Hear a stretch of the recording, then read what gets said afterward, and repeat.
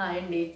ఈరోజైతే నేను మీకు ఏ పాట కూడా పాడి వినిపించాలనుకోవట్లేదు. నేను చెప్పాలనుకున్నటువంటి ఒక అంశం ఏంటంటే బిహేవియర్, అంటే వాళ్ళ ప్రవర్తన ఎలా ఉండాలి అని చెప్పని.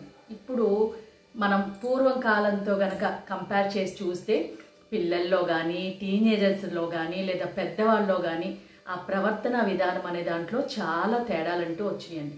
ముందు పెద్దవాళ్ళ సంగతి వదిలేస్తే అప్కమింగ్ జనరేషన్ చూసుకుంటే చిన్న పిల్లలు చూద్దాం. ప్రతిదీ మనం కానీ, మన ముందు తరాల వాళ్ళు కానీ, లేకపోతే ఎవరైనా సరే ముందు ఎవరిని చూసి నేర్చుకుంటారండి? మనకి మొదటి గురువు అమ్మ, మన తల్లిదండ్రులు, మన చుట్టూ ఉన్నవాళ్ళు, మన ఇంట్లో ఉన్నవాళ్ళు, మనం ఎక్కడైతే చదువుకుంటామో అక్కడ ఉన్నటువంటి అట్మాస్ఫియర్ అంతా కూడా వాళ్ళ మీద ప్రభావం చూపిస్తుంది. తల్లిదండ్రులు ఒక్క విషయాన్ని అయితే ముందుగా గమనించండి. మన పిల్లలు ఎప్పుడు కూడా మనం ఏం చేసినా, ఏం మాట్లాడినా వాటిని అబ్జర్వ్ చేస్తారన్న విషయం. ఎందుకంటే మనం పిల్లలకి చెప్తున్నప్పుడు చిన్నప్పటి నుంచి చాలా నీతి సూత్రాలు అవన్నీ చెబుతూ ఉంటాం.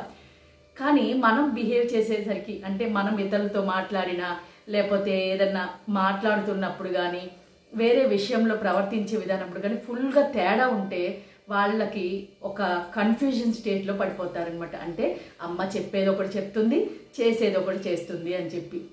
మిమ్మల్ని ఎప్పుడు కూడా నిరంతరం మీ పిల్లలు అబ్జర్వ్ చేస్తారనే విషయాన్ని తల్లిదండ్రులు ముందు గుర్తించాలి. అప్పుడైతేనే కరెక్ట్గా వాళ్ళ యొక్క ఎదుగుదల కానీ, వాళ్ళ ప్రవర్తన విధానం కానీ ఖచ్చితంగా ఆ పిల్లల మీద ప్రభావం చూపిస్తుంది. 100% నిజమండి. ఇది నా జీవితంలో జరిగిన ఒక చిన్న ఇన్సిడెంట్, నేను చూసిందనమాట. నేను చిన్నప్పుడు నేను చెప్తాను. ఒక మేము ఉండేటువంటి ఏరియాకి దగ్గరలో ఎక్కడో ఒక చోట ఒక అత్త కోడళ్ళు ఉన్నారండి. అత్తగారు ఎక్కడో దూరంగా ఉంటారు, కోడల దగ్గరికి అప్పుడప్పుడు వస్తూ ఉండేనమాట. వస్తూ ఉంటే కోడలు ఏదో ఒక విషయం మీద ముందు, అంటే పెట్టడం, మర్యాదలు చేయడం అంతా కూడా చాలా బాగానే ఉండేది. కానీ ఏదో ఒక విషయంలో తను వెళ్ళే లోపులు వాళ్ళిద్దరి మధ్య ఆర్గ్యూ అయ్యి గొడవ అయ్యేది. ఇద్దరు విడివిడిగా చూస్తే చాలా మంచివాళ్ళు, కాదనకల. అలాగే కోడలికి ఒక చిన్న పిల్లవాడు ఉన్నారనమాట. అతను అటువైపు చూస్తూ ఉండేవాడు. మన చుట్టూ ఉన్న వాతావరణమే కదా, పిల్లలు కూడా అబ్జర్వ్ చేస్తూ ఉంటాడు.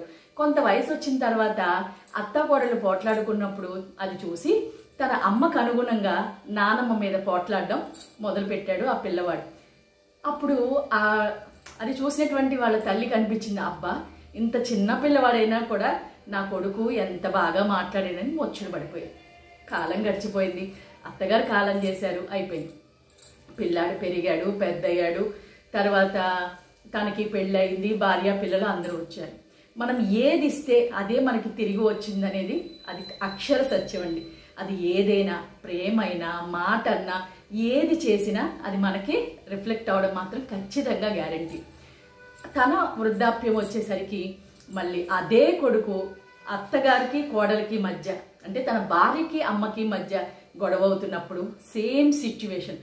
అక్కడ ఏ పిల్లలు ఆవిడికి సపోర్ట్గా మాట్లాడింది లేదు. అంటే అప్పుడు అత్తగారికి ఏదైతే సిచ్యువేషన్ జరిగిందో ఇప్పుడు సేమ్ తనకి కూడా సిచ్యువేషన్ అదే జరిగిందనమాట. అక్కడ మారిందల్లా అత్త కోడల పొజిషన్స్ మాత్రమే మరి జరిగింది. దీన్ని బట్టి మీరు ఏం జరిగిందో అర్థం చేసుకోండి. కాబట్టి మనం మొదటిగా పిల్లల యొక్క ప్రవర్తన సరిగ్గా ఉండాలన్నా, వాళ్ళని చక్కగా తీర్చిదిద్దాలన్నా మనం చక్కగా మాట్లాడాలి, చక్కగా ప్రవర్తించాలి. అంటే చెప్పేదొకటి చేసేదొకటి అయి ఉండకూడదు.